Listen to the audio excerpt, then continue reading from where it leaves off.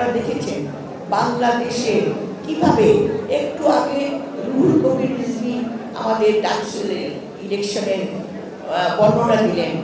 আপনারা এখনো দেখছেন শেখ হাসিনা যে অনৈক্যের রাজনীতি, যে দুর্নীতির রাজনীতি, যে প্রতিহিংসার রাজনীতি, যে নানা রকম চুরি চামারের রাজনীতি প্রতিষ্ঠা করে বাংলাদেশের সমাজে আজকে মূল্যবোধটা সম্পূর্ণভাবে ধ্বংস করে গণতান্ত্রিক প্রতিষ্ঠানকে ধ্বংস করে দিয়েছেন, তার ভোগ কিন্তু আমরা এখনো ভুগছি।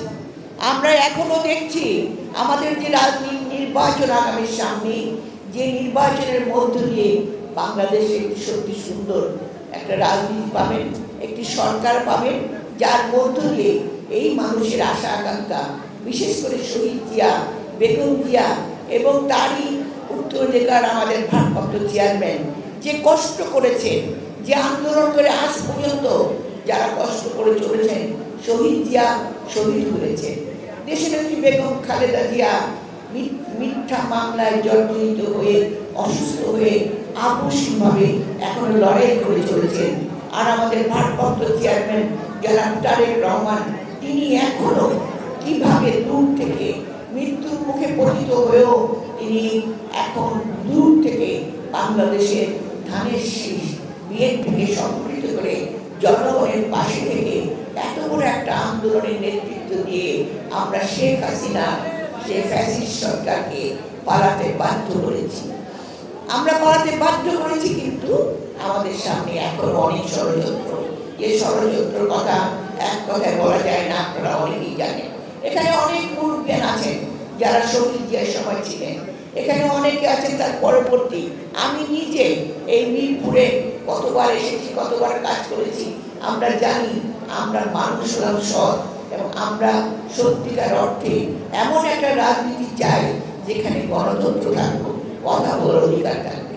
আজকে আমি তাই বলবো, এখানে অনেক যুবক ছাত্র, অনেকেই আছেন মহিলা, আপনাদেরকে মনে রাখতে হবে এই দেশ আমাদের, যে দেশের জন্য আমাদের যে শহীদ জিয়া থেকে শুরু করে যারা দেশে আদর্শ রেখে গেছেন তাদেরকে কথা স্মরণ করে আজকে ধানের শীষের জন্য আমাদেরকে এখনো লড়াই করতে হবে।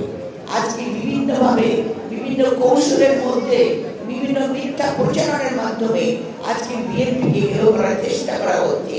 সেটাকে অতিক্রম করে বিশেষ করে আমাদের যে তরুণ সমাজ, যুব সমাজ, ছাত্র সমাজ, তারা লড়াই করবে এবং আমার মহিলা বোন যারা আছেন তারাও কিন্তু এদেশের অর্ধেক শক্তি, তারাও লড়াই করবেন যেভাবে আমরা সবাই লড়াই করছি। নির্বাচনকে সত্যিভাবে যেন সত্যিকার অর্থে একটি সুন্দর ফল সফল নির্বাচনের ভূমিকা রাখতে পারি। এবং আমাদের যে কাজী আসাদ, তিনি অতি কষ্ট করে তার ছেলে চলে গেছেন, সেই তার যে শ্রদ্ধা, তার প্রতি যে শ্রদ্ধা, সেই শ্রদ্ধা তখনই সফল হবে যদি আমরা সত্যিকার অর্থে কাজী আসাদের পথ অনুসরণ করে আগামী দিনে পথ চলতে পারি।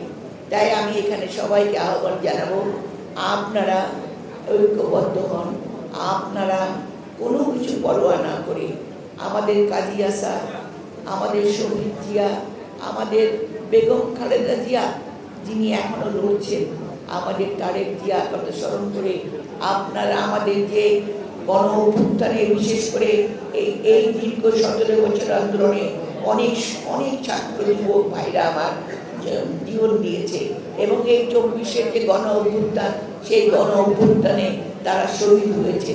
সেই রক্তের কথা মনে করে তাদের ঋণ শোধ করার জন্য আসুন আমরা আজকে সবাই ঐক্যবদ্ধ হয়ে দেশের জন্য কাজ করি।